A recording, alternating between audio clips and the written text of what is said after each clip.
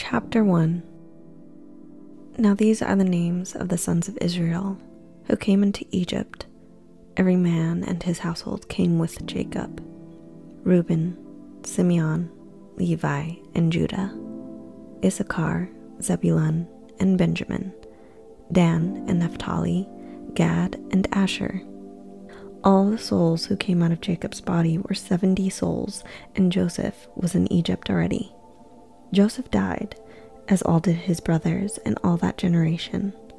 The children of Israel were fruitful and increased abundantly, and multiplied and grew exceedingly mighty, and the land was filled with them. Now there arose a new king over Egypt, who didn't know Joseph. He said to his people, "Behold, the people of the children of Israel are more and mightier than we. Come, let's deal wisely with them, lest they multiply, and it happen that when any war breaks out, they also join themselves to our enemies and fight against us, and escape out of the land." Therefore they set taskmasters over them to afflict them with their burdens. They built storage cities for Pharaoh, Pithom and Ramses. But the more they afflicted them, the more they multiplied, and the more they spread out. They started to dread the children of Israel. The Egyptians ruthlessly made the children of Israel serve, and they made their lives bitter with hard service in mortar and in brick, and in all kinds of service in the field, all their service in which they ruthlessly made them serve. The king of Egypt spoke to the Hebrew midwives, of whom the name of one of them was Shiphrah, and the name of the other Puah. And he said, "When you perform the duty of a midwife to the Hebrew woman, and see them on the birth stool, if it is a son, then you shall kill him. But if it is a daughter, then she shall live." But the midwives feared God, and didn't do what the king of Egypt commanded them, but saved the baby boys alive. The king of Egypt called for the midwives and said to them, "Why have you done this thing and saved the boys alive?" The midwives said to Pharaoh, "Because the Hebrew women aren't like the Egyptian woman, for they are vigorous and give birth before the midwife comes to them." God dealt well with the midwives, and the people multiplied and grew very mighty. Because the midwives feared God, he gave them families. Pharaoh commanded all his people, saying, "You shall cast every son who is born into the river, and every daughter you shall save alive."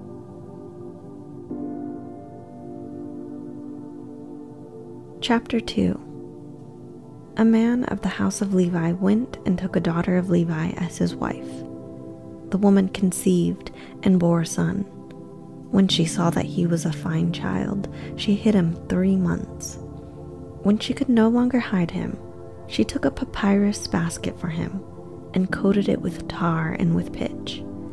She put the child in it and laid it in the reeds by the river's bank. His sister stood far off to see what would be done to him. Pharaoh's daughter came down to bathe at the river. Her maidens walked along by the riverside. She saw the basket among the reeds and sent her servant to get it. She opened it and saw the child, and behold, the baby cried. She had compassion on him and said, "This is one of the Hebrews' children." Then his sister said to Pharaoh's daughter, "Should I go and call a nurse for you from the Hebrew woman, that she may nurse the child for you?" Pharaoh's daughter said to her, "Go." The young woman went and called the child's mother. Pharaoh's daughter said to her, "Take this child away and nurse him for me, and I will give you your wages." The woman took the child and nursed it. The child grew, and she brought him to Pharaoh's daughter, and he became her son. She named him Moses, and said, "Because I drew him out of the water." In those days, when Moses had grown up, he went out to his brothers and saw their burdens. He saw an Egyptian striking a Hebrew, one of his brothers. He looked this way and that way, and when he saw that there was no one, he killed the Egyptian and hid him in the sand.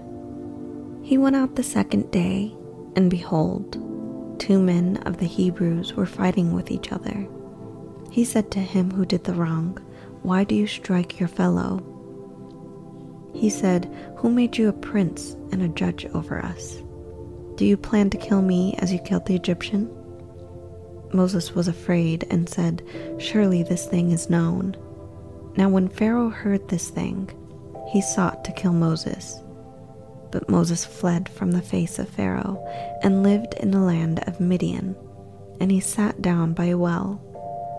Now the priest of Midian had 7 daughters. They came and drew water and filled the troughs to water their father's flock. The shepherds came and drove them away, but Moses stood up and helped them and watered their flock. When they came to Reuel, their father, he said, "How is it that you have returned so early today?" They said, "An Egyptian delivered us out of the hand of the shepherds, and moreover he drew water for us and watered the flock." He said to his daughters, "Where is he? Why is it that you have left the man? Call him, that he may eat bread." Moses was content to dwell with this man. He gave Moses Zipporah, his daughter. She bore a son, and he named him Gershom, for he said, "I have lived as a foreigner in a foreign land."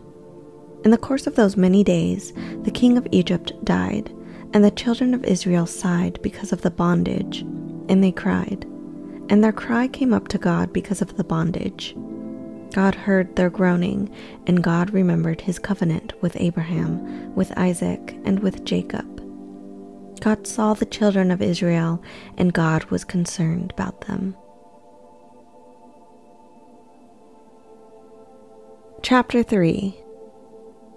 Now Moses was keeping the flock of Jethro, his father-in-law, the priest of Midian, and he led the flock to the back of the wilderness and came to God's mountain, to Horeb. Yahweh's angel appeared to him in a flame of fire out of the middle of a bush. He looked, and behold, the bush burned with fire, and the bush was not consumed.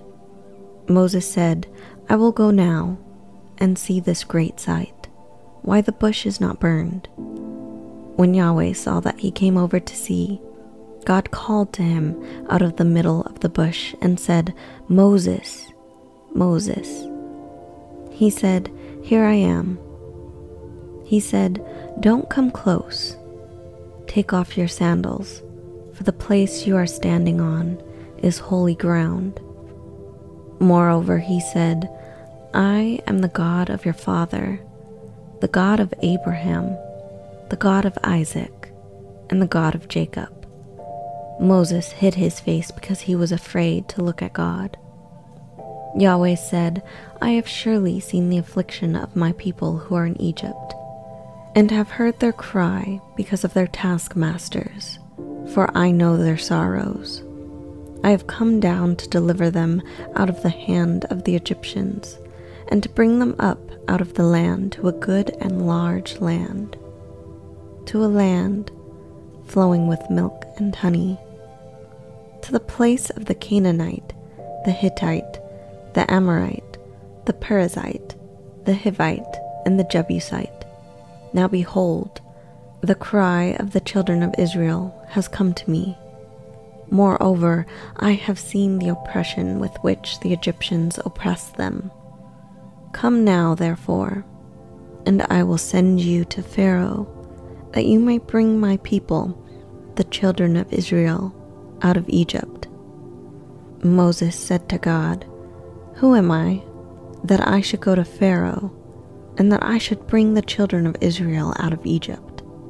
He said, "Certainly, I will be with you. This will be the token to you that I have sent you. When you have brought the people out of Egypt, you shall serve God on this mountain." Moses said to God, "Behold, when I come to the children of Israel and tell them, 'The God of your fathers has sent me to you,' and they ask me, 'What is his name?' what should I tell them?" God said to Moses, "I am who I am." And he said, "You shall tell the children of Israel this: I am has sent me to you." God said moreover to Moses, "You shall tell the children of Israel this: Yahweh, the God of your fathers, the God of Abraham, the God of Isaac, and the God of Jacob, has sent me to you. This is my name forever, and this is my memorial to all generations. Go and gather the elders of Israel together and tell them, Yahweh, the God of your fathers, the God of Abraham, of Isaac, and of Jacob, has appeared to me, saying, I have surely visited you, and seen that which is done to you in Egypt. I have said, I will bring you up out of the affliction of Egypt, to the land of the Canaanite, the Hittite, the Amorite, the Perizzite, the Hivite, and the Jebusite, to a land flowing with milk and honey. They will listen to your voice. You shall come, you and the elders of Israel, to the king of Egypt, and you shall tell him, Yahweh, the God of the Hebrews, has met with us. Now please let us go 3 days' journey into the wilderness, that we may sacrifice to Yahweh our God. I know that the king of Egypt won't give you permission to go. No, not by a mighty hand.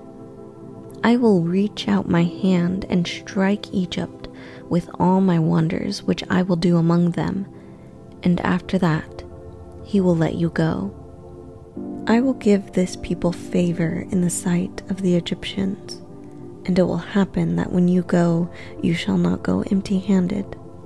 But every woman shall ask for her neighbor and of her who visits her house jewels of silver, jewels of gold, and clothing. You shall put them on your sons and on your daughters. You shall plunder the Egyptians. Chapter 4. Moses answered, But behold, they will not believe me, nor listen to my voice, for they will say, Yahweh has not appeared to you. Yahweh said to him, What is that in your hand? He said, A rod. He said, Throw it on the ground. He threw it on the ground, and it became a snake, and Moses ran away from it. Yahweh said to Moses, Stretch out your hand and take it by the tail. He stretched out his hand and took a hold of it, and it became a rod in his hand. This is so that you may believe that Yahweh, the God of their fathers, the God of Abraham, the God of Isaac, and the God of Jacob, has appeared to you. Yahweh said furthermore to him, Now put your hand inside your cloak. He put his hand inside his cloak, and when he took it out, behold, his hand was leprous, as white as snow. He said, Put your hand inside your cloak again. He put his hand inside his cloak again, and when he took it out of his cloak, behold, it had turned again as his other flesh. It will happen, if they will not believe you or listen to the voice of the first sign, that they will believe the voice of the later sign. It will happen, if they will not believe even these 2 signs, or listen to your voice, that you shall take of the water of the river, and pour it on the dry land. The water which you take out of the river will become blood on the dry land. Moses said to Yahweh, O Lord, I am not eloquent, neither before now nor since you have spoken to your servant. For I am slow of speech and of a slow tongue. Yahweh said to him, Who made man's mouth? Or who makes one mute, or deaf, or seeing, or blind? Isn't it I, Yahweh? Now therefore go, and I will be your mouth, and teach you what you shall speak. Moses said, O Lord, please send someone else. Yahweh's anger burned against Moses, and he said, What about Aaron, your brother, the Levite? I know that he can speak well. Also, behold, he is coming out to meet you. When he sees you, he will be glad in his heart. You shall speak to him and put the words in his mouth. I will be with your mouth and with his mouth, and will teach you what you shall do. He will be your spokesman to the people. It will happen that he will be to you a mouth, and you will be to him as God. You shall take this rod in your hand with which you shall do the signs." Moses went and returned to Jethro, his father-in-law, and said to him, "Please let me go and return to my brothers who are in Egypt, and see whether they are still alive." Jethro said to Moses, "Go in peace." Yahweh said to Moses in Midian, "Go, return into Egypt, for all the men who sought your life are dead." Moses took his wife and his sons and set them on a donkey, and he returned to the land of Egypt. Moses took God's rod in his hand. Yahweh said to Moses, "When you go back into Egypt, see that you do before Pharaoh all the wonders which I have put in your hand. But I will harden his heart, and he will not let the people go. You shall tell Pharaoh, 'Yahweh says, Israel is my son, my firstborn. And I have said to you, let my son go, that he may serve me. And you have refused to let him go. Behold, I will kill your firstborn son.'" On the way at a lodging place, Yahweh met Moses and wanted to kill him. Then Zipporah took a flint and cut off the foreskin of her son and cast it at his feet and said, "Surely you are a bridegroom of blood to me." So he let him alone.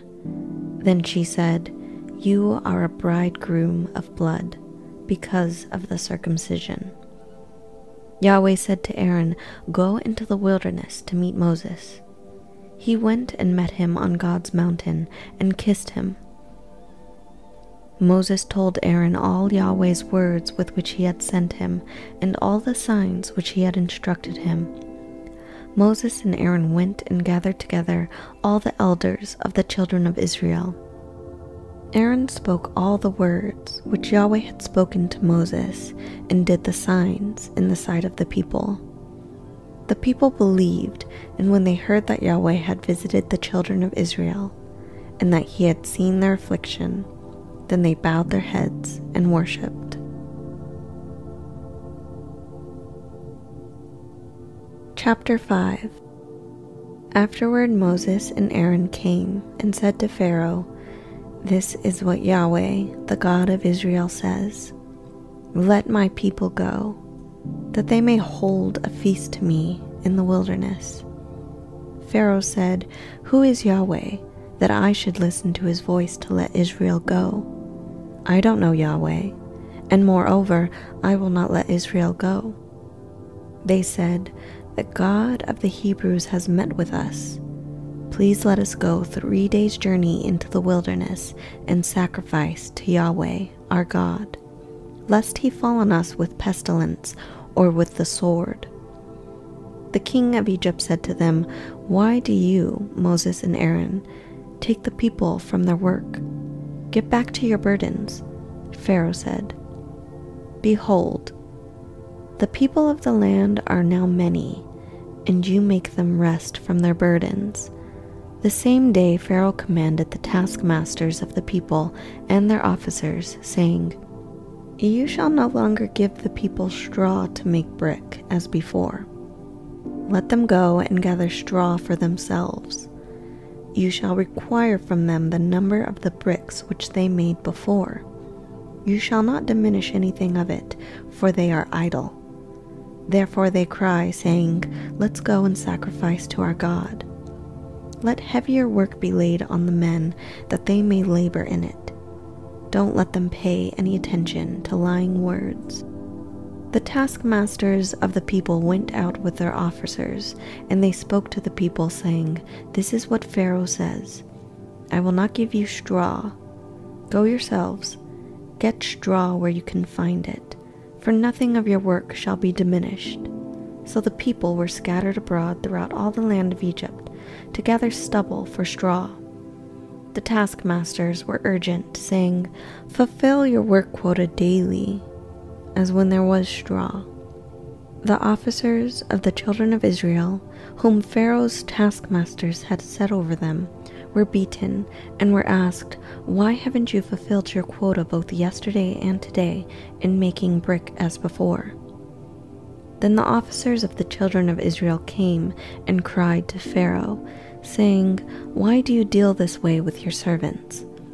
No straw is given to your servants, and they tell us, 'Make brick.' And behold, your servants are beaten, but the fault is in your own people." But Pharaoh said, "You are idle. You are idle. Therefore you say, 'Let's go and sacrifice to Yahweh.' Go therefore now and work, for no straw shall be given to you, yet you shall deliver the same number of bricks." The officers of the children of Israel saw that they were in trouble when it was said, "You shall not diminish anything from your daily quota of bricks." They met Moses and Aaron, who stood along the way as they came out from Pharaoh. They said to them, "May Yahweh look at you and judge, because you have made us a stench to be abhorred in the eyes of Pharaoh, and in the eyes of his servant to put a sword in their hand to kill us." Moses returned to Yahweh and said, "Lord, why have you brought trouble on this people? Why is it that you have sent me? For since I came to Pharaoh to speak in your name, he has brought trouble on this people. You have not rescued your people at all."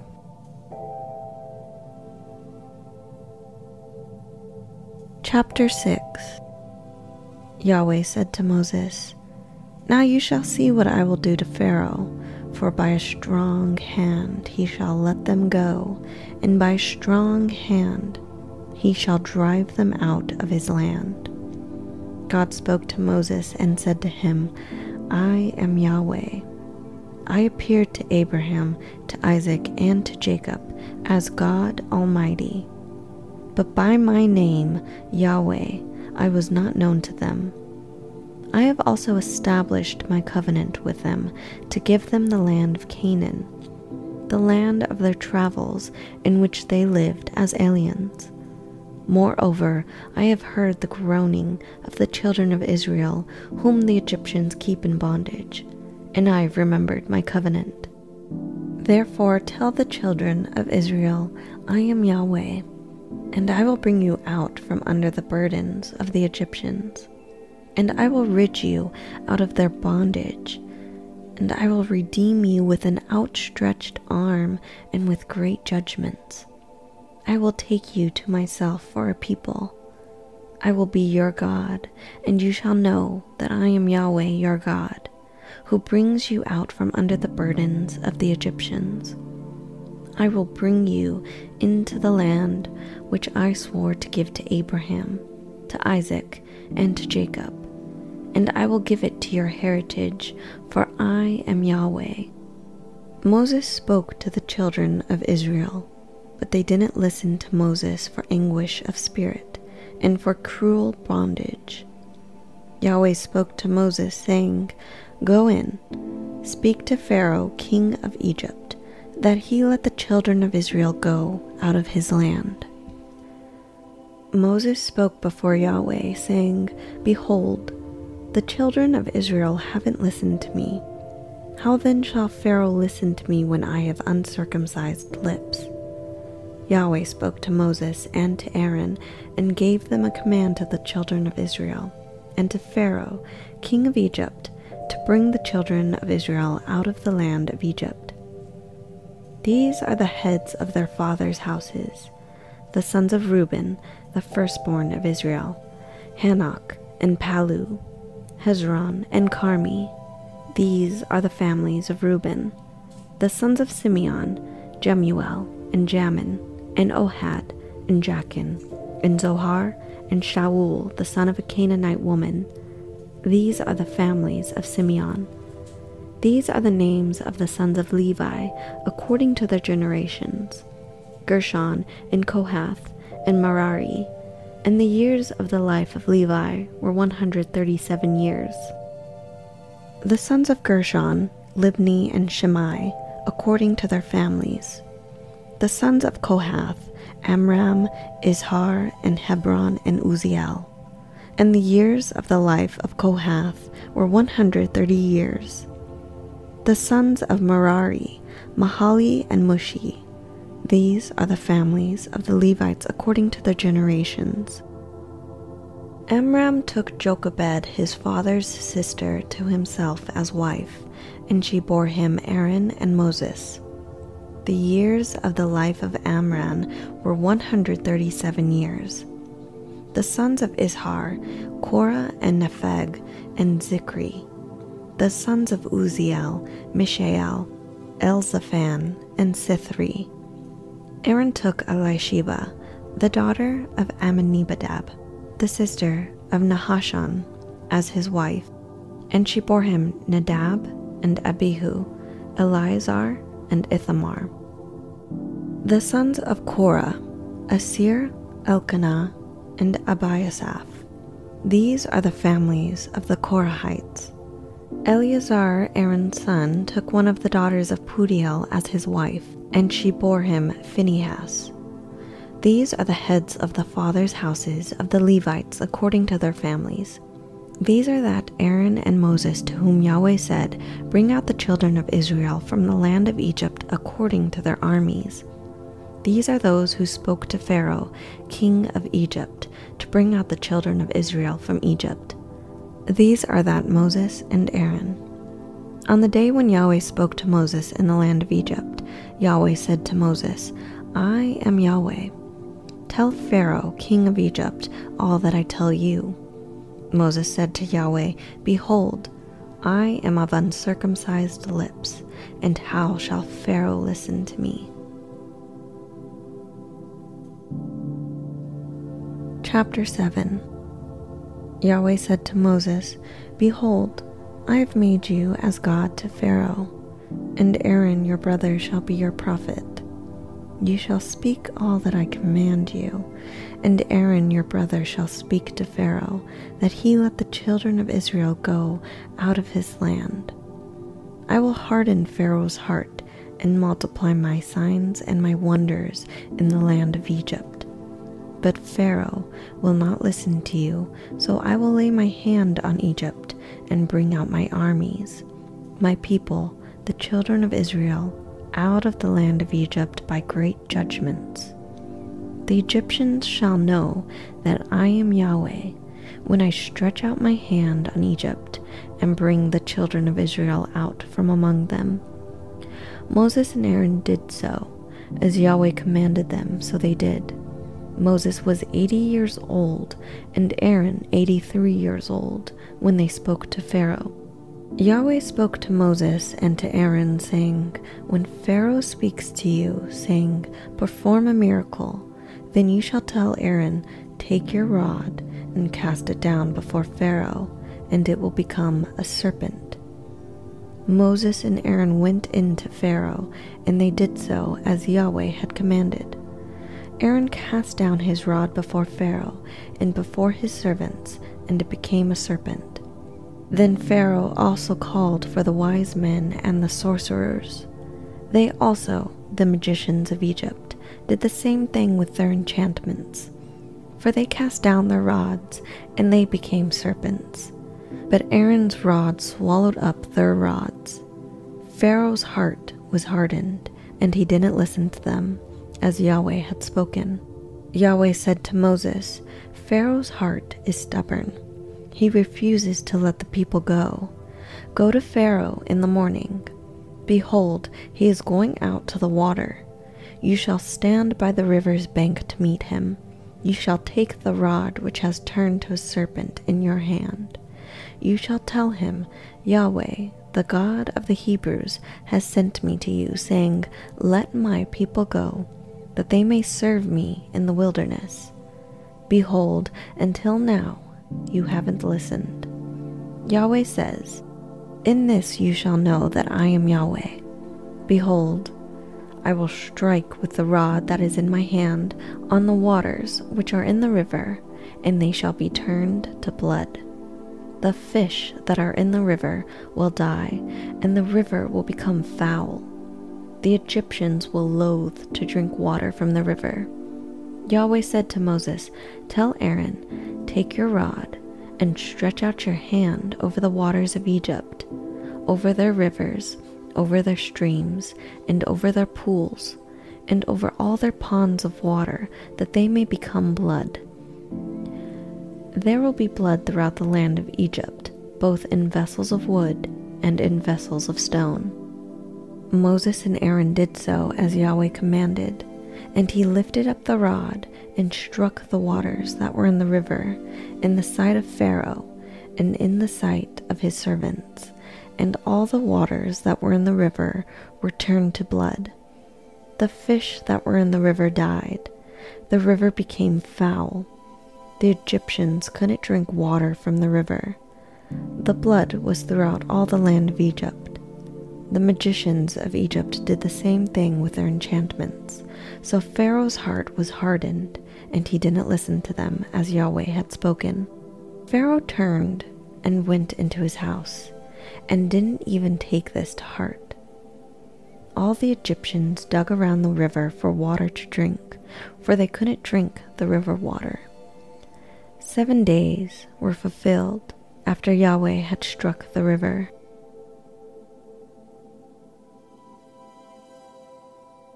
Chapter 8.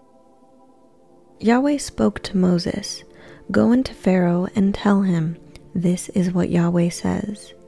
Let my people go that they may serve me. If you refuse to let them go, behold, I will plague all your borders with frogs. The river will swarm with frogs, which will go up and come into your house and into your bedroom, and on your bed, and into the house of your servants, and on your people, and into your ovens, and into your kneading troughs. The frog shall come up both on you and on your people, and on all your servants." Yahweh said to Moses, "Tell Aaron, stretch out your hand with your rod over the rivers, over the streams, and over the pools, and cause frogs to come up on the land of Egypt." Aaron stretched out his hand over the waters of Egypt, and the frogs came up and covered the land of Egypt. The magicians did the same thing with their enchantments, and brought up frogs on the land of Egypt. Then Pharaoh called for Moses, and Aaron said, "Entreat Yahweh that he take away the frogs from me and from my people, and I will let the people go, that they may sacrifice to God." Moses said to Pharaoh, "I give you the honor of setting the time that I should pray for you, and for your servants and for your people, that the frogs be destroyed from you and your houses, and remain in the river only." Pharaoh said, "Tomorrow." Moses said, "Let it be according to your word, that you may know that there is no one like Yahweh our God. The frog shall depart from you, and from your houses, and from your servants, and from your people. They shall remain in the river only." Moses and Aaron went out from Pharaoh, and Moses cried to Yahweh concerning the frogs which he had brought on Pharaoh. Yahweh did according to the word of Moses, and the frogs died out of the houses, out of the courts, and out of the fields. They gathered them together in heaps, and the land stank. But when Pharaoh saw that there was a respite, he hardened his heart, and didn't listen to them as Yahweh had spoken. Yahweh said to Moses, "Tell Aaron, stretch out your rod and strike the dust of the earth, that it may become lice throughout all the land of Egypt." They did so, and Aaron stretched out his hand with his rod and struck the dust of the earth, and there were lice on man and on animals. All the dust of the earth became lice throughout all the land of Egypt. The magicians tried with their enchantments to produce lice, but they couldn't. There were lice on men and on animal. Then the magician said to Pharaoh, "This is God's finger." But Pharaoh's heart was hardened, and he didn't listen to them, as Yahweh had spoken. Yahweh said to Moses, "Rise up early in the morning and stand before Pharaoh. Behold, he comes out to the water, and tell him, "This is what Yahweh says. Let my people go, that they may serve me. Else, if you will not let my people go, behold, I will send swarms of flies on you, and on your servants, and on your people, and into your houses. The houses of the Egyptians shall be full of swarms of flies, and also the ground they are on. I will set apart in that day the land of Goshen, in which my people dwell, that no swarms of flies shall be there, to the end you may know that I am Yahweh on the earth. I will put a division between my people and your people. This sign shall happen by tomorrow." Yahweh did so, and there came grievous swarms of flies into the house of Pharaoh and into his servants' houses. In all the land of Egypt the land was corrupted by reason of the swarm of flies. Pharaoh called for Moses and for Aaron and said, "Go sacrifice to your God in the land." Moses said, "It isn't appropriate to do so, for we shall sacrifice the abomination of the Egyptians to Yahweh our God. Behold, if we sacrifice the abomination of the Egyptians before their eyes, won't they stone us? We will go 3 days' journey into the wilderness and sacrifice to Yahweh our God, as he shall command us." Pharaoh said, "I will let you go, that you may sacrifice to Yahweh your God in the wilderness, only you shall not go very far away. Pray for me." Moses said, "Behold, I am going out from you. I will pray to Yahweh that the swarms of flies may depart from Pharaoh, from his servants, and from his people tomorrow. Only don't let Pharaoh deal deceitfully any more in not letting the people go to sacrifice to Yahweh." Moses went out from Pharaoh and prayed to God. God did according to the word of Moses, and he removed the swarms of flies from Pharaoh, from his servants, and from his people. There remained not one. Pharaoh hardened his heart this time also, and he didn't let the people go.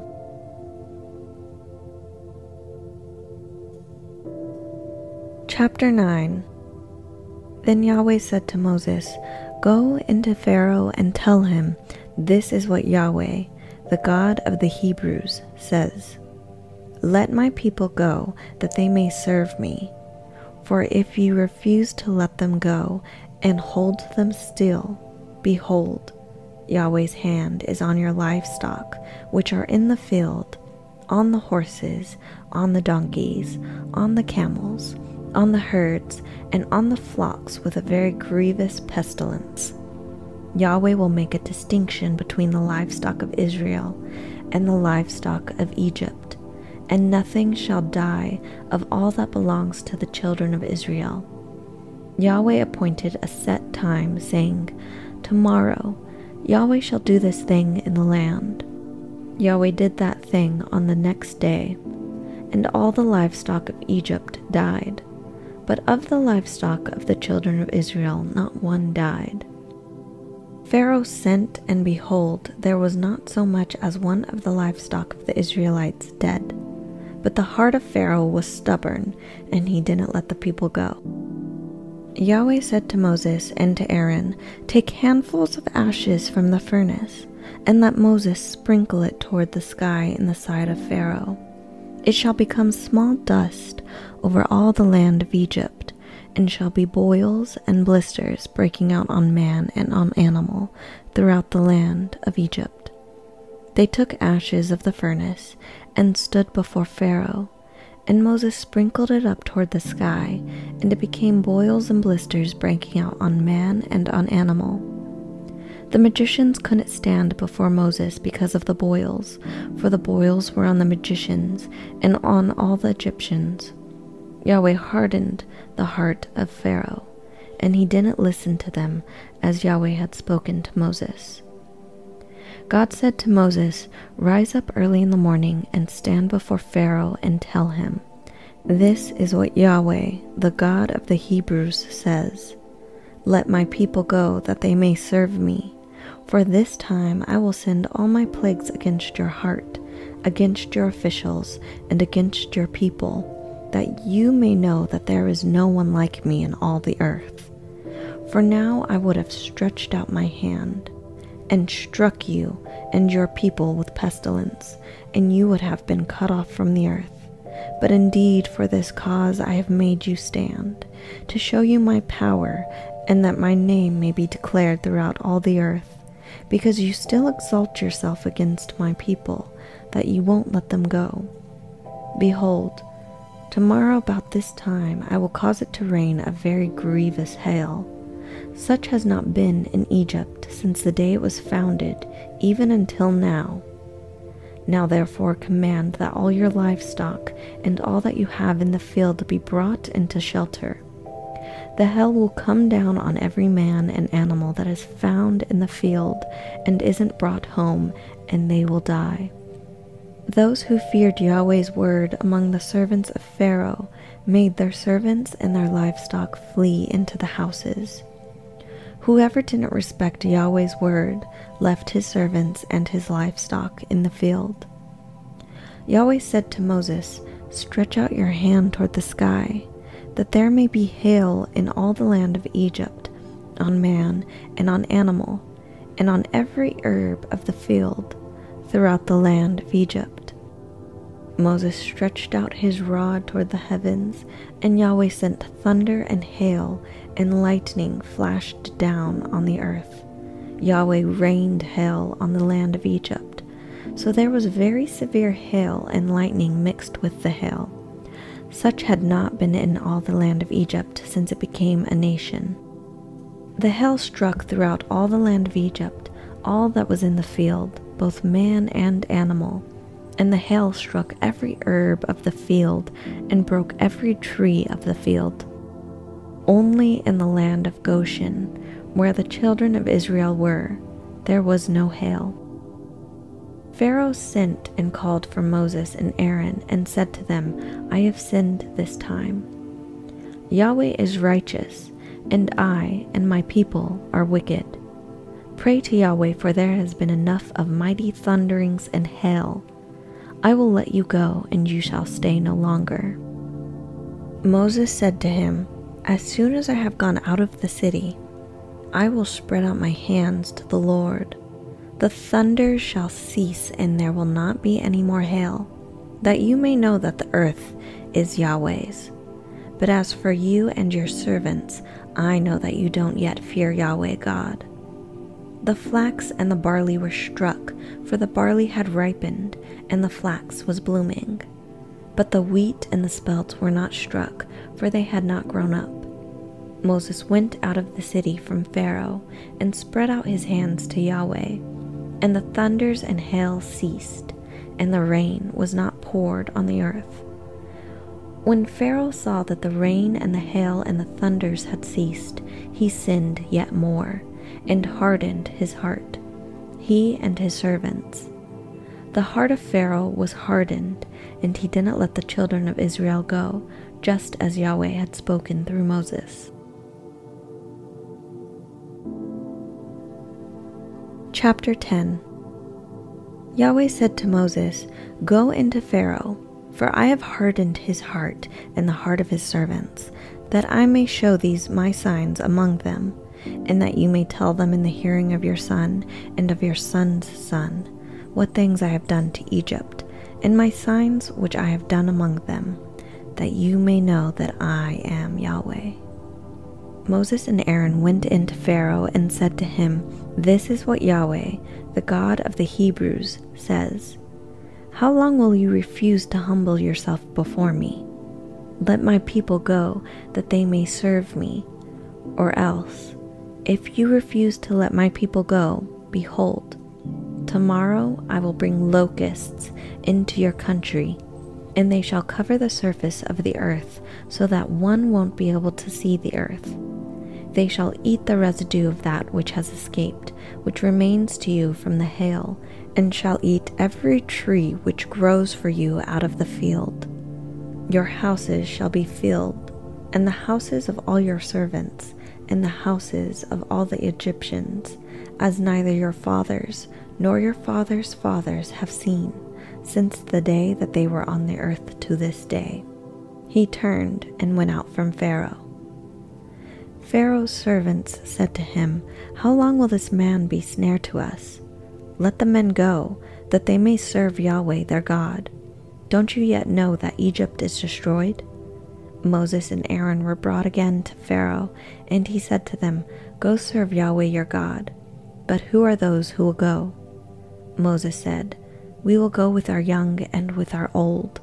We will go with our sons and with our daughters, with our flocks and with our herds, for we must hold a feast to Yahweh."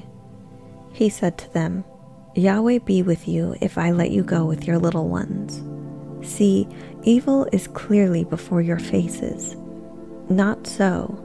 Go now, you who are men, and serve Yahweh, for that is what you desire." Then they were driven out from Pharaoh's presence.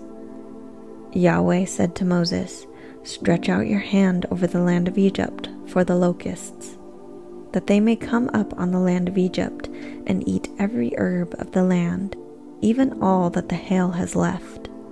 Moses stretched out his rod over the land of Egypt, and Yahweh brought an east wind on the land all that day and all night. And when it was morning, the east wind brought the locusts. The locusts went up over all the land of Egypt, and rested in all the borders of Egypt. They were very grievous. Before them there were no such locusts as they, nor will there ever be again. For they covered the surface of the whole earth, that the land was darkened, and that they ate every herb of the land, and all the fruit of the trees which the hail had left.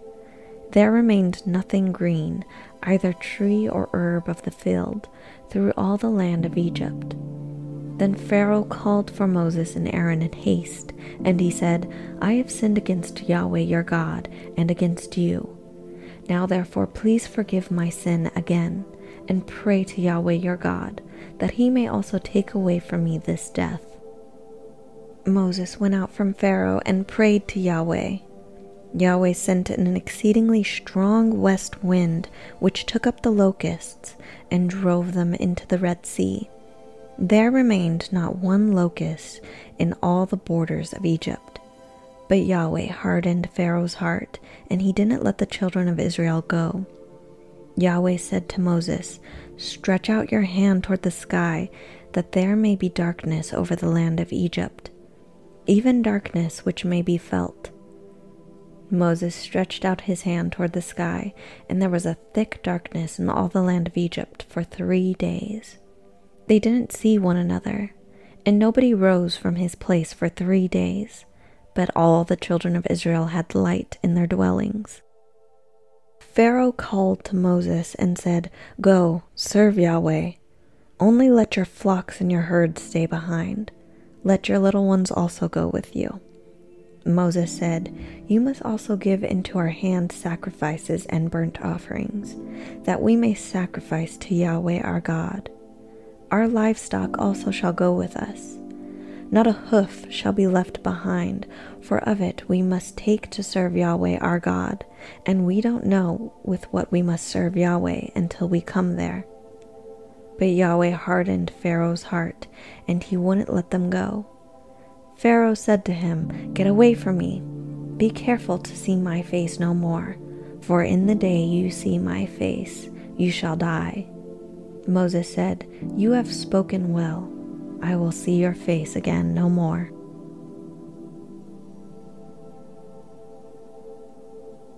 Chapter 11.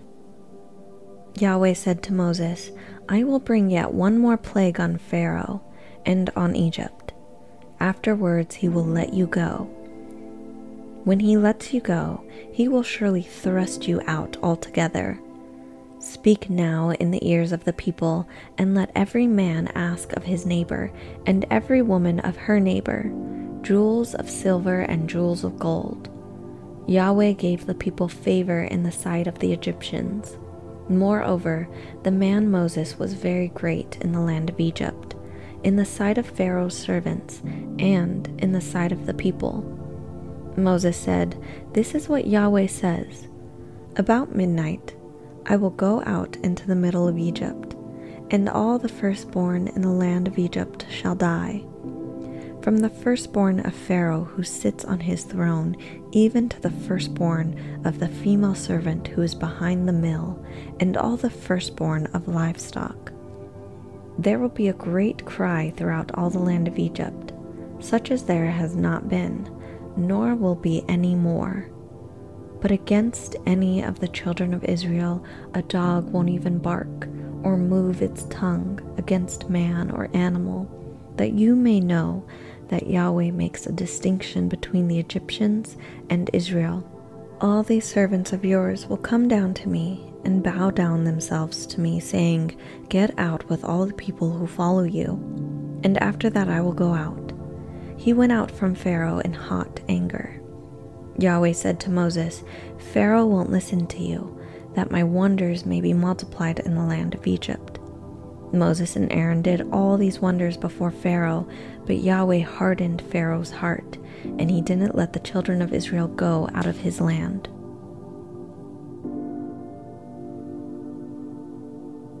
Chapter 12. Yahweh spoke to Moses and Aaron in the land of Egypt, saying, "This month shall be to you the beginning of months. It shall be the first month of the year to you. Speak to all the congregation of Israel, saying, On the 10th day of this month they shall take to them every man a lamb, according to their fathers' houses, a lamb for a household. And if the household is too little for a lamb, then he and his neighbor next to his house shall take one according to the number of the souls. You shall make your count for the lamb according to what everyone can eat. Your lamb should be without defect, a male a year old. You shall take it from the sheep or from the goats. You shall keep it until the 14th day of the same month, and the whole assembly of the congregation of Israel shall kill it at evening. They shall take some of the blood and put it on the 2 doorposts and on the lintel, on the houses in which they shall eat it. They shall eat the meat in that night, roasted with fire with unleavened bread. They shall eat it with bitter herbs. Don't eat it raw, nor boiled at all with water, but roasted with fire, with its head, its legs, and its inner parts. You shall let nothing of it remain until the morning, but that which remains of it until the morning you shall burn with fire. This is how you shall eat it: with your belt on your waist, your sandals on your feet, and your staff in your hand, you shall eat it in haste. It is Yahweh's Passover. For I will go through the land of Egypt in that night, and will strike all the firstborn in the land of Egypt, both man and animal. I will execute judgments against all the gods of Egypt. I am Yahweh. The blood shall be to you for a token on the houses where you are. When I see the blood, I will pass over you, and no plague will be on you to destroy you when I strike the land of Egypt. This day shall be a memorial for you. You shall keep it as a feast to Yahweh. You shall keep it as a feast throughout your generations by an ordinance forever. 7 days you shall eat unleavened bread. Even the first day you shall put away yeast out of your houses, for whoever eats leavened bread from the first day until the 7th day, that soul shall be cut off from Israel. In this first day there shall be to you a holy convocation, and in the 7th day a holy convocation. No kind of work shall be done in them, except that which every man must eat, only that they may be done by you. You shall observe the feast of unleavened bread, for in the same day I have brought your armies out of the land of Egypt. Therefore you shall observe this day throughout your generations by an ordinance forever. In the first month, on the 14th day of the month at evening, you shall eat unleavened bread until the 21st day of the month at evening. There shall be no yeast found in your houses for 7 days, for whoever eats that which is leavened, that soul shall be cut off from the congregation of Israel, whether he is a foreigner or one who is born in the land. You shall eat nothing leavened. In all your habitations you shall eat unleavened bread. Then Moses called for all the elders of Israel and said to them, Draw out and take lambs according to your families, and kill the Passover. You shall take a bunch of hyssop and dip it in the blood that is in the basin, and strike the lintel and the 2 doorposts with the blood that is in the basin. None of you shall go out of the door of his house until the morning, for Yahweh will pass through to strike the Egyptians, and when he sees the blood on the lintel and on the 2 doorposts, Yahweh will pass over the door, and will not allow the destroyer to come into your houses to strike you. You shall observe this thing for an ordinance to you and to your sons forever. It shall happen when you have come to the land which Yahweh will give you, as he has promised, that you shall keep this service. It will happen when your children ask you, "What do you mean by this service?" that you shall say, "It is the sacrifice of Yahweh's Passover, who passed over the houses of the children of Israel in Egypt, when he struck the Egyptians and spared our houses." The people bowed their heads and worshipped. The children of Israel went and did so. As Yahweh had commanded Moses and Aaron, so they did. At midnight, Yahweh struck all the firstborn in the land of Egypt, from the firstborn of Pharaoh who sat on his throne to the firstborn of the captive who was in the dungeon, and all the firstborn of livestock. Pharaoh rose up in the night, he and all his servants, and all the Egyptians, and there was a great cry in Egypt, for there was not a house where there was not one dead. He called for Moses and Aaron by night and said, "Rise up, get out from among my people, both you and the children of Israel, and go. Serve Yahweh as you have said. Take both your flocks and your herds as you have said, and be gone and bless me also." The Egyptians were urgent with the people to send them out of the land in haste, for they said, "We are all dead men." The people took their dough before it was leavened, their kneading troughs being bound up in their clothes on their shoulders. The children of Israel did according to the word of Moses, and they asked of the Egyptians jewels of silver and jewels of gold and clothing. Yahweh gave the people favor in the sight of the Egyptians, so that they let them have what they asked. They plundered the Egyptians. The children of Israel traveled from Ramesses to Succoth, about 600,000 on foot, who were men, in addition to children. A mixed multitude went up also with them, with flocks, herds, and even much livestock. They baked unleavened cakes of the dough which they brought out of Egypt, for it wasn't leavened, because they were thrust out of Egypt and couldn't wait, and they had not prepared any food for themselves. Now the time that the children of Israel lived in Egypt was 430 years. At the end of 430 years, to the day, all of Yahweh's armies went out from the land of Egypt. It is a night to be much observed to Yahweh for bringing them out from the land of Egypt. This is that night of Yahweh, to be much observed by all the children of Israel throughout their generations. Yahweh said to Moses and Aaron, "This is the ordinance of the Passover. No foreigner shall eat of it, but every man's servant who is bought for money, when you have circumcised him, then shall eat of it. A foreigner and a hired servant shall not eat of it. It must be eaten in one house.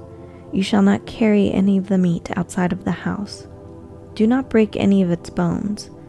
All the congregation of Israel shall keep it. When a stranger lives as a foreigner with you, and would like to keep the Passover to Yahweh, let all his males be circumcised, and then let him come near and keep it. He shall be as one who is born in the land, but no uncircumcised person shall eat of it. One law shall be to him who is born at home, and to the stranger who lives as a foreigner among you." All the children of Israel did so, as Yahweh commanded Moses and Aaron, so they did. That same day Yahweh brought the children of Israel out of the land of Egypt by their armies. Chapter 13.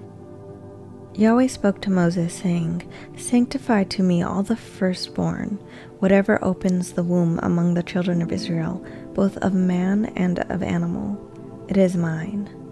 Moses said to the people, "Remember this day in which you came out of Egypt, out of the house of bondage. For by strength of hand Yahweh brought you out from this place. No leavened bread shall be eaten. Today you go out in the month Abib. It shall be, when Yahweh brings you into the land of the Canaanite, and the Hittite, and the Amorite, and the Hivite, and the Jebusite, which he swore to your fathers to give you, a land flowing with milk and honey, that you shall keep this service in this month. 7 days you shall eat unleavened bread, and in the 7th day shall be a feast to Yahweh. Unleavened bread shall be eaten throughout the 7 days, and no leavened bread shall be seen with you. No yeast shall be seen with you within all your borders. You shall tell your son in that day, saying, It is because of that which Yahweh did for me when I came out of Egypt. It shall be for a sign to you on your hand, and for a memorial between your eyes, that Yahweh's law may be in your mouth. For with a strong hand Yahweh has brought you out of Egypt. You shall therefore keep this ordinance in its season from year to year. It shall be, when Yahweh brings you into the land of Canaanite, as he swore to you and to your fathers, and will give it to you, that you shall set apart to Yahweh all that opens the womb, and every firstborn that comes from an animal which you have. The male shall be Yahweh's. Every firstborn of a donkey you shall redeem with a lamb, and if you will not redeem it, then you shall break its neck. And you shall redeem all the firstborn of man among your sons. It shall be, when your son asks you in time to come, saying, What is this? That you shall tell him, By strength of hand Yahweh brought us out from Egypt, from the house of bondage. When Pharaoh stubbornly refused to let us go, Yahweh killed all the firstborn in the land of Egypt, both the firstborn of man and the firstborn of livestock. Therefore I sacrifice to Yahweh all that opens the womb, being males, but all the firstborn of my sons I redeem.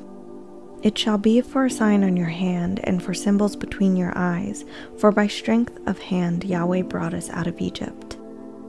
When Pharaoh had let the people go, God didn't lead them by the way of the land of the Philistines, although that was near.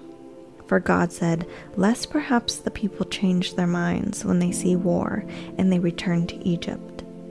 But God led the people around by the way of the wilderness by the Red Sea, and the children of Israel went up armed out of the land of Egypt. Moses took the bones of Joseph with him, for he had made the children of Israel swear, saying, God will surely visit you, and you shall carry up my bones away from here with you. They took their journey from Succoth, and encamped in Etham, in the edge of the wilderness. Yahweh went before them by day in a pillar of cloud, to lead them on their way, and by night in a pillar of fire, to give them light, that they might go by day and by night. The pillar of cloud by day and the pillar of fire by night didn't depart from before the people.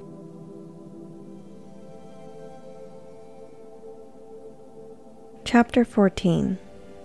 Yahweh spoke to Moses, saying, Speak to the children of Israel, that they turn back and encamp before Pi-hahiroth, between Migdol and the sea, before Baal-zephon. You shall encamp opposite by the sea. Pharaoh will say of the children of Israel, They are entangled in the land. The wilderness has shut them in. I will harden Pharaoh's heart, and he will follow after them. And I will get honor over Pharaoh and over all his armies, and the Egyptians shall know that I am Yahweh. They did so. The king of Egypt was told that the people had fled, and the heart of Pharaoh and of his servants was changed toward the people, and they said, What is this we have done, that we have let Israel go from serving us? He prepared his chariot and took his army with him. And he took 600 chosen chariots, and all the chariots of Egypt, with captains over all of them. Yahweh hardened the heart of Pharaoh, king of Egypt, and he pursued the children of Israel. For the children of Israel went out with a high hand. The Egyptians pursued them, all the horses and chariots of Pharaoh. His horsemen and his army overtook them encamping by the sea, besides Pi-hahiroth before Baal-zephon. When Pharaoh came near, the children of Israel lifted up their eyes, and behold, the Egyptians were marching after them, and they were afraid. The children of Israel cried out to Yahweh. They said to Moses, Because there were no graves in Egypt, Have you taken us away to die in the wilderness? Why have you treated us this way, to bring us out of Egypt? Isn't this the word that we spoke to you in Egypt, saying, 'Leave us alone, that we may serve the Egyptians'? For it would have been better for us to serve the Egyptians than to die in the wilderness." Moses said to the people, "Don't be afraid. Stand still and see the salvation of Yahweh, which he will work for you today. For you will never again see the Egyptians whom you have seen today. Yahweh will fight for you, and you shall be still." Yahweh said to Moses, "Why do you cry to me? Speak to the children of Israel, that they go forward. Lift up your rod and stretch out your hand over the sea and divide it. Then the children of Israel shall go into the middle of the sea on dry ground. Behold, I myself will harden the hearts of the Egyptians, and they will go in after them. I will get myself honor over Pharaoh and over all his armies, over his chariots and over his horsemen. The Egyptians shall know that I am Yahweh, when I have gotten myself honor over Pharaoh, over his chariots, and over his horsemen." The angel of God, who went before the camp of Israel, moved and went behind them, and the pillar of cloud moved from before them and stood behind them. It came between the camp of Egypt and the camp of Israel. There was the cloud and the darkness, yet it gave light by night. One didn't come near the other all night. Moses stretched out his hand over the sea, and Yahweh caused the sea to go back by a strong east wind all night, and made the sea dry land, and the waters were divided. The children of Israel went into the middle of the sea on the dry ground, and the waters were a wall to them on their right hand and on their left. The Egyptians pursued and went in after them into the middle of the sea. All of Pharaoh's horses, his chariots, and his horsemen. In the morning watch, Yahweh looked out on the Egyptian army through the pillar of fire and of cloud, and confused the Egyptian army. He took off their chariot wheels, and they drove them heavily, so that the Egyptians said, "Let's flee from the face of Israel, for Yahweh fights for them against the Egyptians." Yahweh said to Moses, "Stretch out your hand over the sea, that the waters may come again on the Egyptians, on their chariots, and on their horsemen." Moses stretched out his hand over the sea, and the sea returned to its strength when the morning appeared, and the Egyptians fled against it. Yahweh overthrew the Egyptians in the middle of the sea. The waters returned and covered the chariots and the horsemen, even all Pharaoh's army that went in after them into the sea. They remained not so much as one of them. But the children of Israel walked on dry land in the middle of the sea, and the waters were a wall to them on their right hand and on their left. Thus Yahweh saved Israel that day out of the hand of the Egyptians, and Israel saw the Egyptians dead on the seashore. Israel saw the great work which Yahweh did to the Egyptians, and the people feared Yahweh, and they believed in Yahweh and in his servant Moses.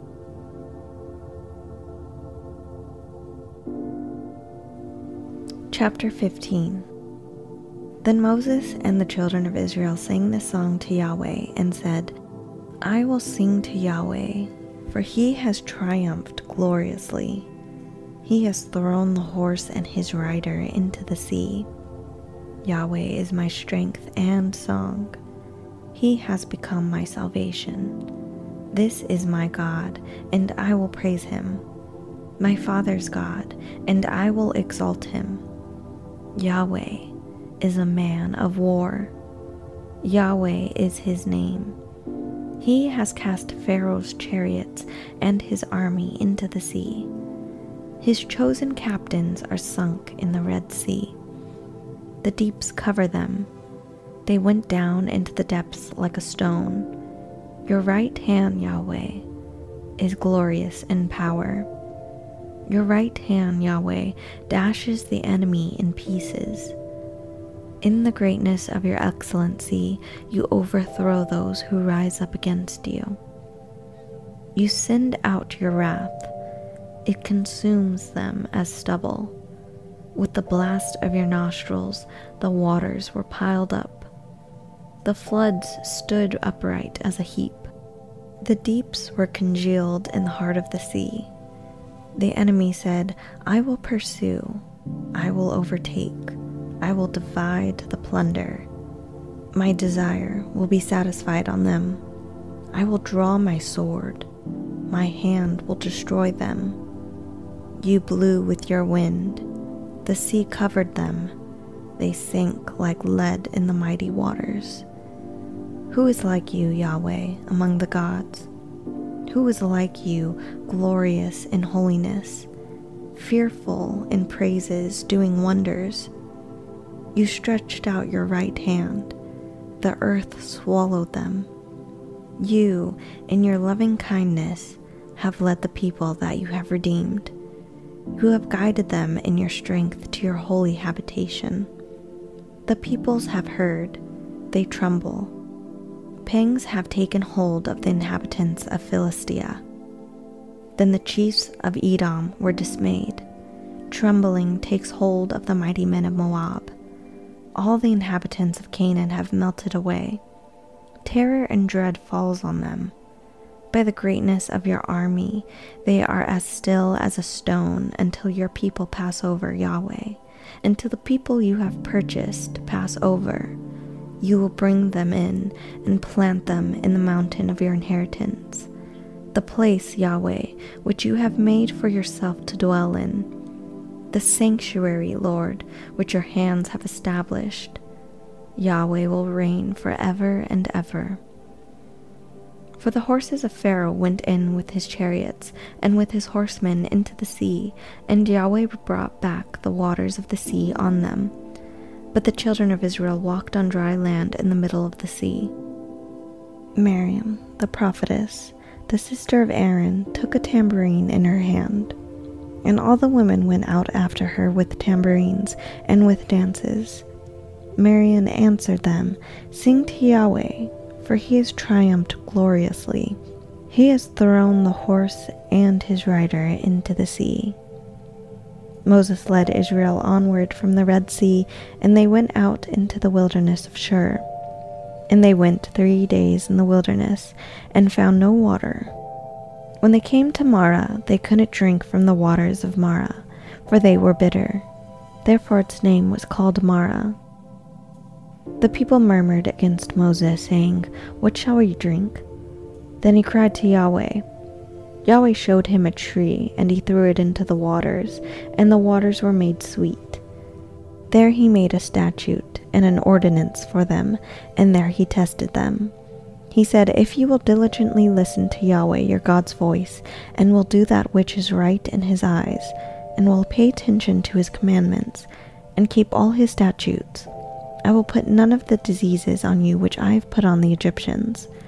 For I am Yahweh who heals you." They came to Elim, where there were 12 springs of water and 70 palm trees. They encamped there by the waters.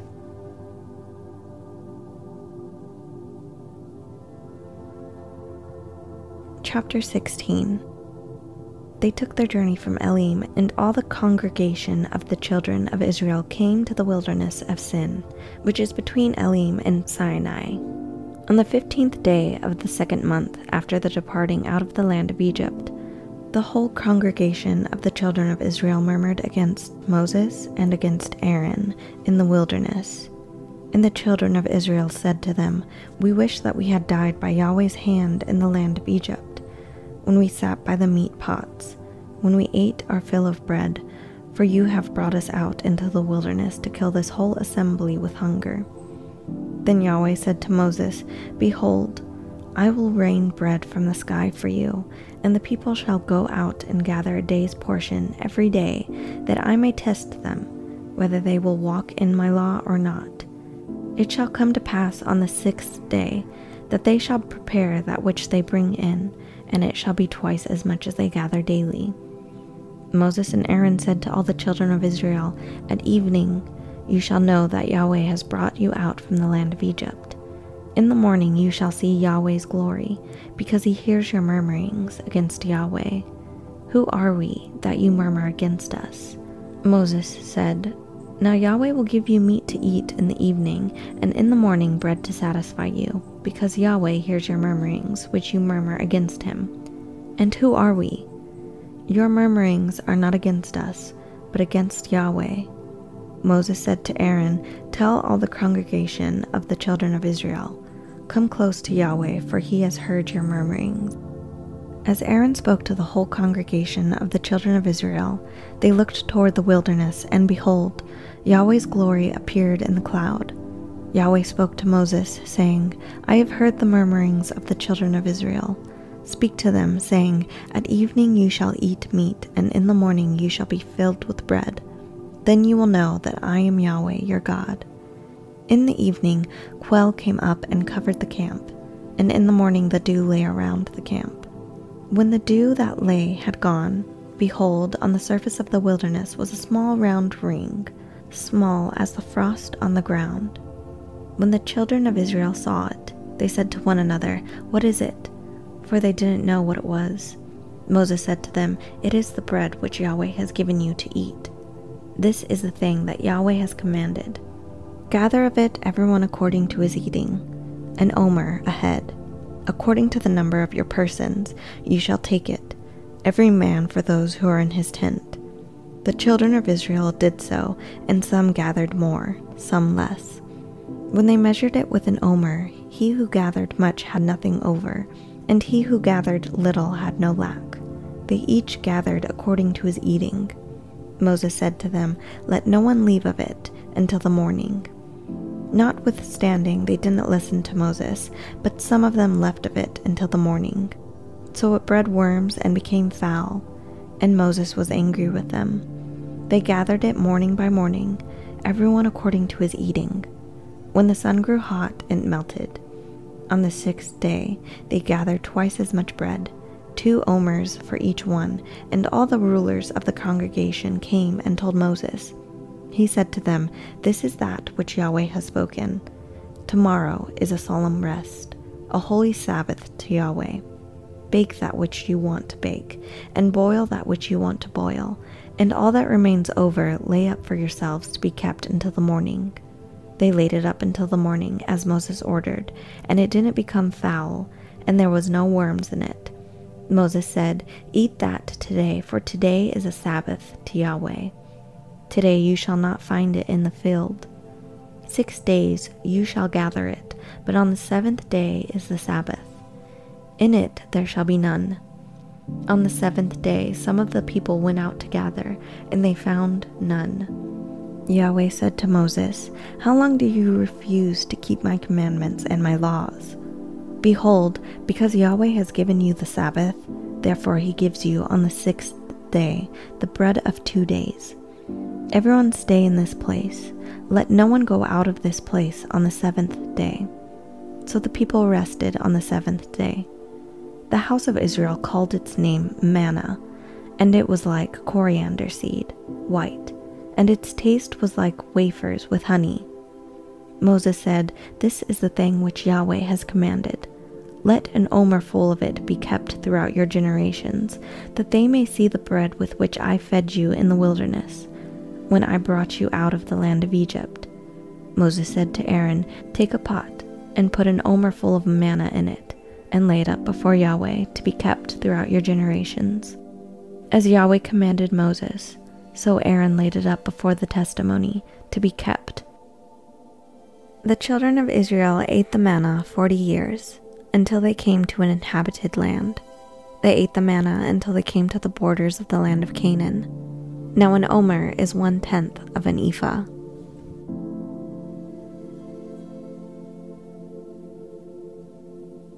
Chapter 17.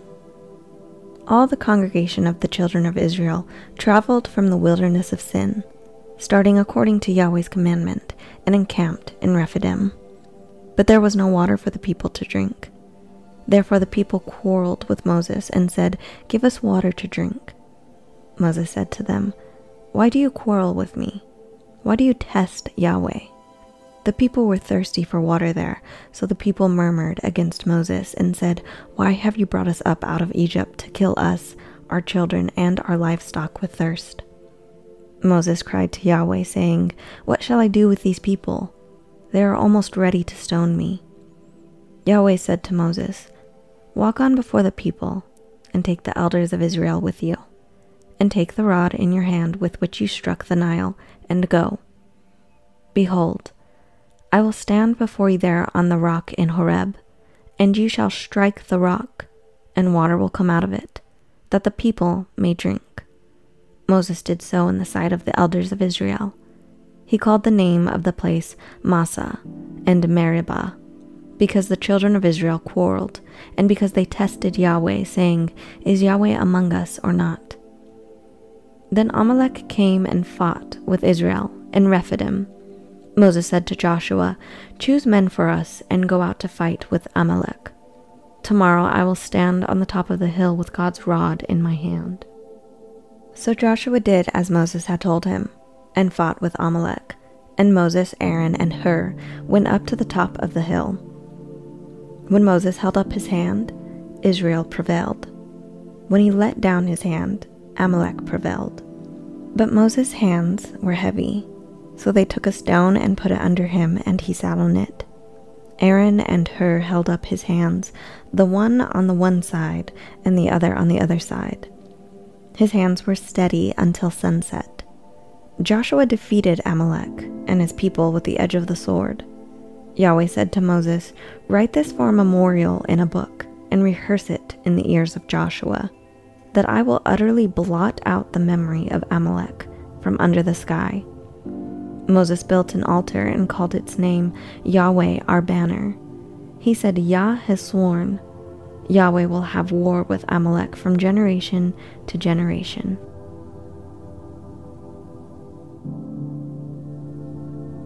Chapter 18.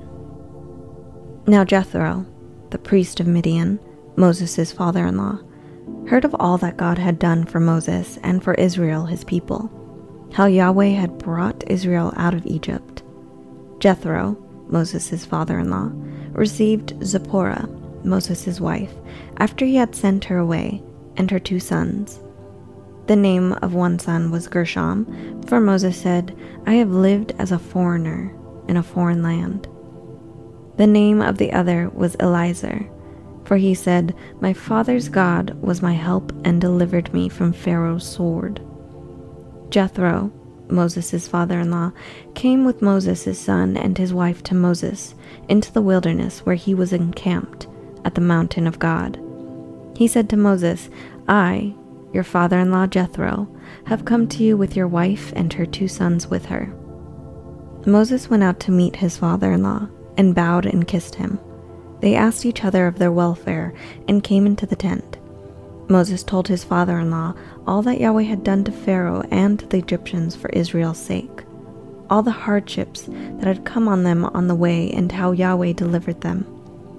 Jethro rejoiced for all the goodness which Yahweh had done to Israel, in that he had delivered them out of the hand of the Egyptians.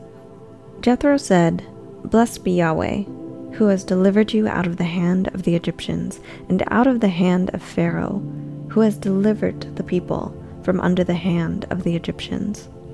Now I know that Yahweh is greater than all gods, because of the way that they treated people arrogantly." Jethro, Moses' father-in-law, took a burnt offering and sacrifices for God. Aaron came with all the elders of Israel to eat bread with Moses' father-in-law before God. On the next day, Moses sat to judge the people, and the people stood around Moses from the morning to the evening. When Moses' father-in-law saw all that he did to the people, he said, "What is this thing that you do for the people? Why do you sit alone, and all the people stand around you from morning to evening?" Moses said to his father-in-law, "Because the people come to me to inquire of God. When they have a matter, they come to me, and I judge between a man and his neighbor, and I make them know the statutes of God and his laws." Moses' father-in-law said to him, "The thing that you do is not good. You will surely wear away both you and this people that is with you, for the thing is too heavy for you. You are not able to perform it yourself alone. Listen now to my voice.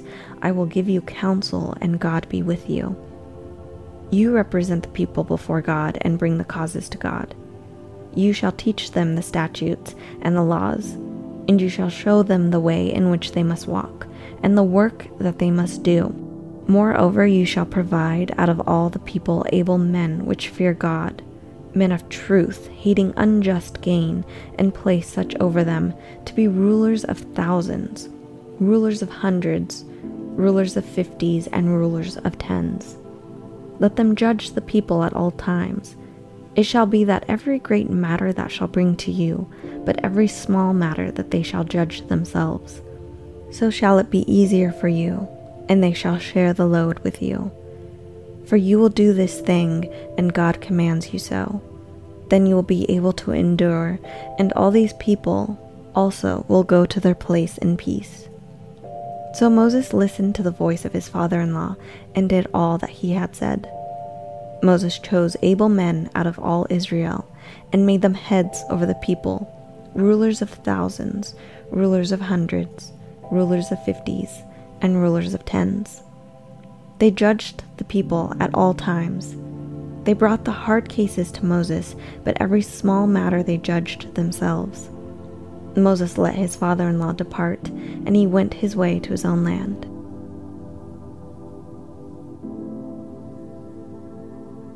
Chapter 19. In the 3rd month, after the children of Israel had gone out of the land of Egypt, on that same day they came into the wilderness of Sinai.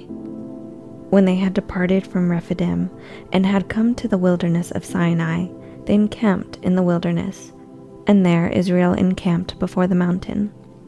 Moses went up to God, and Yahweh called to him out of the mountain, saying, "This is what you shall tell the house of Jacob, and tell the children of Israel. You have seen what I did to the Egyptians, and how I bore you on eagle's wings, and brought you to myself. Now therefore, if you will indeed obey my voice and keep my covenant, then you shall be my own possession from among all peoples, for all the earth is mine. And you shall be to me a kingdom of priests and a holy nation. These are the words which you shall speak to the children of Israel." Moses came and called for the elders of the people, and set before them all the words which Yahweh commanded him. All the people answered together and said, "All that Yahweh has spoken, we will do." Moses reported the words of the people to Yahweh. Yahweh said to Moses, "Behold, I come to you in a thick cloud, that the people may hear when I speak with you, and may also believe you forever." Moses told the words of the people to Yahweh. Yahweh said to Moses, "Go to the people and sanctify them today and tomorrow, and let them wash their garments, and be ready for the 3rd day, for on the 3rd day Yahweh will come down in the sight of all the people on Mount Sinai. You shall set bounds to the people all around, saying, 'Be careful that you don't go up onto the mountain or touch its border. Whoever touches the mountain shall be surely put to death. No hand shall touch him, and he shall surely be stoned or shot through. Whether it is an animal or man, he shall not live. When the trumpet sounds long, they shall come up to the mountain.'" Moses went down from the mountain to the people and sanctified the people, and they washed their clothes. He said to the people, "Be ready by the 3rd day. Don't have sexual relations with a woman." On the 3rd day, when it was morning, there were thunders and lightnings, and a thick cloud on the mountain, and the sound of an exceedingly loud trumpet. And all the people who were in the camp trembled. Moses led the people out of the camp to meet God, and they stood at the lower part of the mountain. All of Mount Sinai smoked, because Yahweh descended on it in fire. And its smoke ascended like the smoke of a furnace, and the whole mountain quaked greatly. When the sound of the trumpet grew louder and louder, Moses spoke, and God answered him by a voice. Yahweh came down on Mount Sinai to the top of the mountain. Yahweh called Moses to the top of the mountain, and Moses went up. Yahweh said to Moses, "Go down, warn the people, lest they break through to Yahweh to gaze, and many of them perish. Let the priests also who come near to Yahweh sanctify themselves, lest Yahweh break out on them." Moses said to Yahweh, "The people can't come up to Mount Sinai, for you warned us, saying, 'Set bounds around the mountain and sanctify it.'" Yahweh said to him, "Go down. You shall bring Aaron up with you, but don't let the priests and the people break through to come up to Yahweh, lest he break out against them." So Moses went down to the people and told them.